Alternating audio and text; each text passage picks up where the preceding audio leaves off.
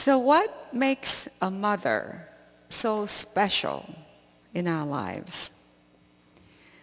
One thing that we all as human beings have in common is that we do have mothers.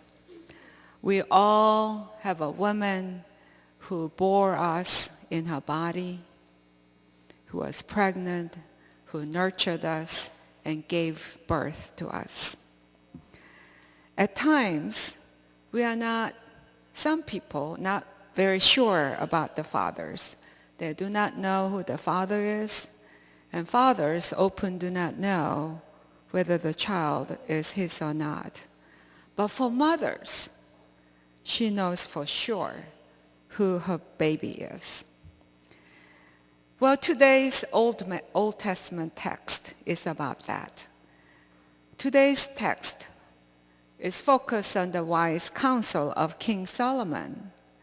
And the tool that he used for his wise counsel was the universal understanding of what a mother is about.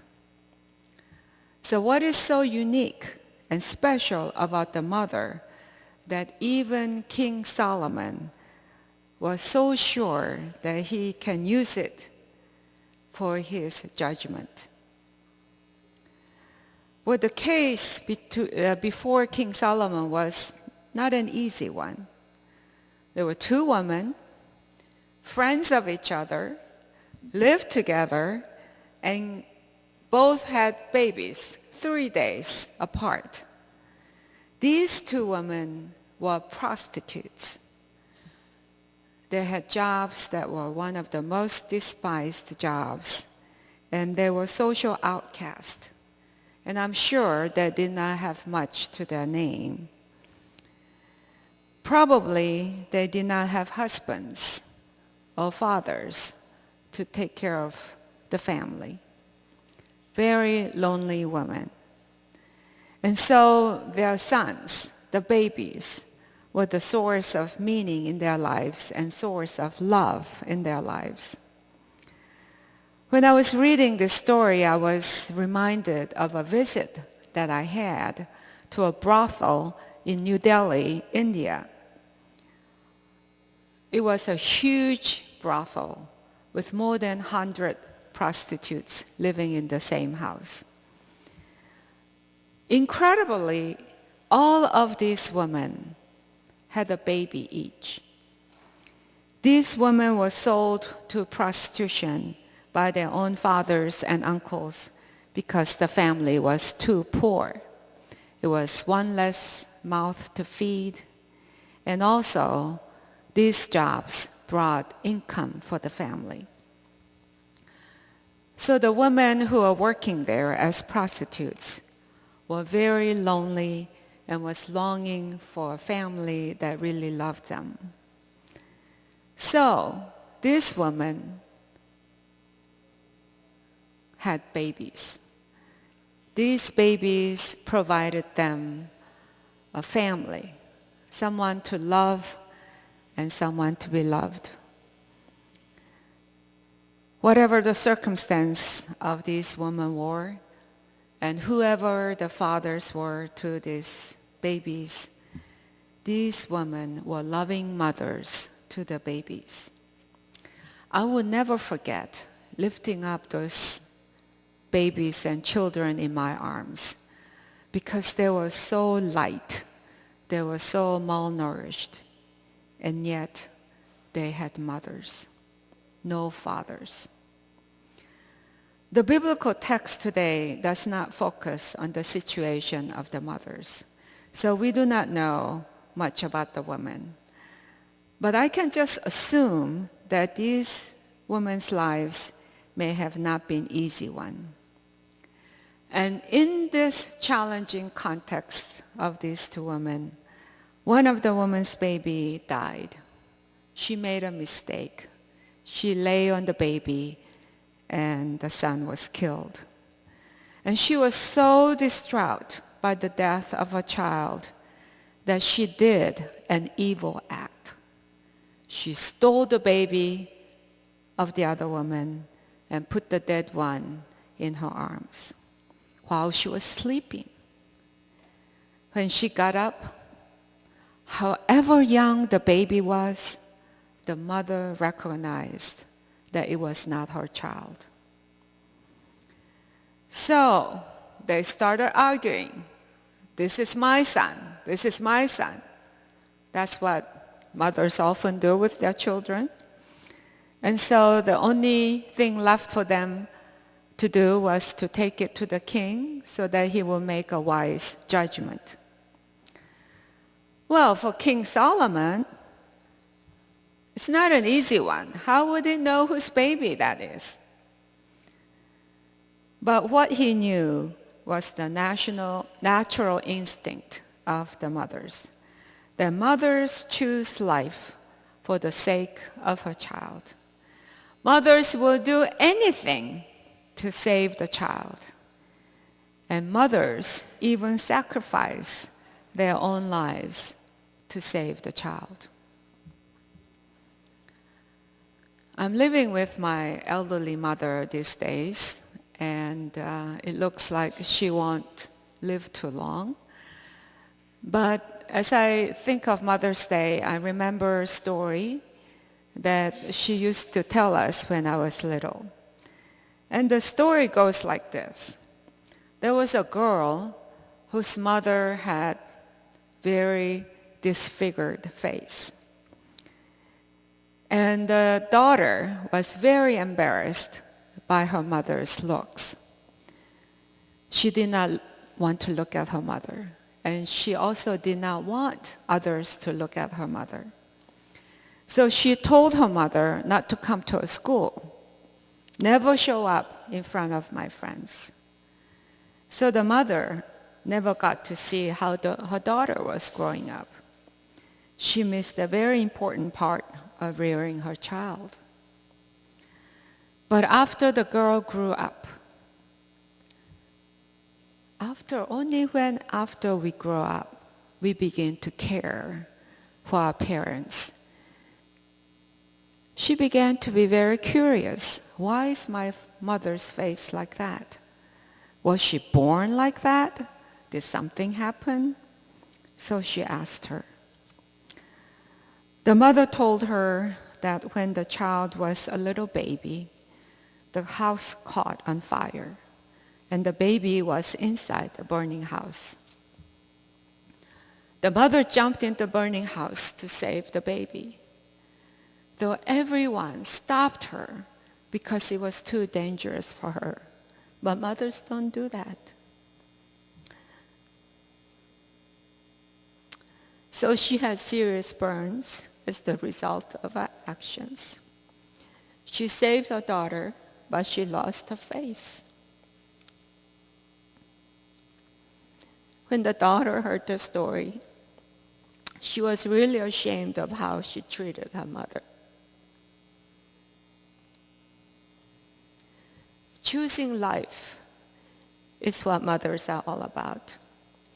Mother's instinct is to choose life for the sake of the child. We see this all the time when we watch TV of the animal kingdom as well. So King Solomon uses this natural instinct of mothers in order to make the wise judgment. And this is what is so special about mothers. Even when it means giving up your own child, mothers choose life for the child. In the case of the two women that showed up in front of the king, the real mother said, "Please, Lord, give her the living boy. Certainly, do not kill him." But the other woman, who was not the real mother, she said, "It shall be neither mine nor yours, divided." For this woman, fair judgment meant dividing the baby equally. Now what does that mean? She wanted the baby killed because her own child, her own son, was killed as well. I think for many of us as human beings, dividing things equally is what justice is. Justice means equality. That's why we often say being fair means having equal amount, whether it's money, whether it's material things. That's how we see equality. That's how we see judgment. To our own eyesight, that may be justice. But that's only in the surface. Imagine if we are the baby that is about to be cut by the sword. People are arguing, and I'm about to be killed. For the baby, the result of the argument is a matter of life and death. For the one that is in such powerless situation, someone has to speak up for him in order to have life. And the one that comes to his rescue is his mother, the real mother. Justice for him is to have his life. Now, in the world of good parenting, fairness really works differently. As a parent, when one of our children is sick, we definitely give more time for the sick one. If the child is physically or mentally challenged, that child takes most of our time in the family. We do it to give life and save the child. So mother's instinct, as given by God, is knowing the real meaning of justice. It is knowing that the real meaning of love, of self-giving love, and knowing the real meaning of life. It is the will of God for the sake of life. God, the creator of all life, is the one that chooses life beyond all else. Justice of God is to give life, even when it means giving up my own life. And that's what God did in Jesus Christ. And for Christians, that's what we're choosing to do as people of faith. And that's the image of God in each one of us. We get a glimpse of God from our mothers and our fathers, our parents. Now, even though only women become mothers, it does not mean that this self-giving sacrifice comes naturally for all women and all mothers. It is something that we have to learn through the mothering process, through the taking care of the child. We get trained to take care of life when we really treasure life. Life becomes so valuable that we are willing to give our own lives for the sake of the other and for the sake of the child. That's why children become such valuable teachers, helping us to grow up. We also have to remind ourselves that as human beings, there's always the possibility of behaving like the other woman, the other prostitute, wanting the child to be killed because it is not mine. I don't have mine, so you should not have yours as well. Choosing life does not mean that I am the owner of life. As my mother is going through a very weak process and of the dying process, I begin to see that more clearly, that life is not what I possess. Life always belongs to God. But we forget this. Look at all the misery of mothers or fathers when they are too attached to the children as if they are their possessions. Even Mary, the mother of Jesus, had to learn this all throughout her life in rearing her son, Jesus. The New Testament text today is a very good example. Mother of Jesus, together with her other sons and daughters, wanted to go and see her son Jesus because maybe he was too busy. He never came home. He never showed up. And so she really missed him. Maybe she wanted to discuss something important about the family because Jesus was the oldest son. So they went to see him.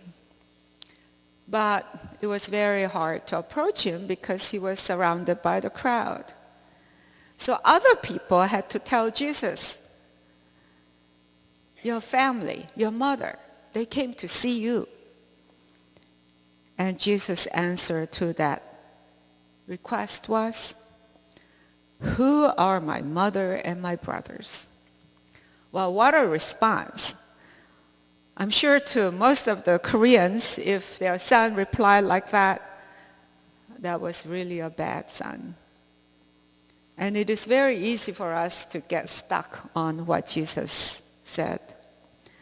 But when we look at the second part of his response, it makes us pause and think. Looking at those who sat around him, Jesus said, here are my mother and my brothers.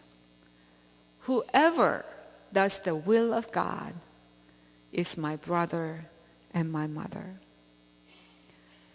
Whoever does the will of God is my mother and my sister and my brother. So what is the will of God? I believe it is to value life in all circumstances. It is to bring justice to life. God's justice is about saving life of those that are too vulnerable to speak for themselves in the society, like the baby that was brought in front of King Solomon. As we celebrate Parents' Day today, we want to share our grateful heart to our parents that gave their lives for us. We know that we are here because of them.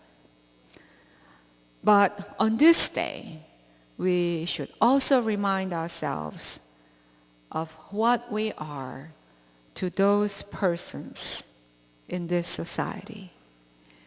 Jesus looks to us and says, here are my mothers, my brothers, and my sisters.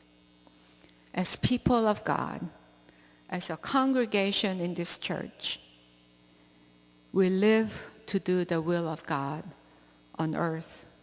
And we are called to be mothers and fathers and brothers and sisters. And what a privilege that is.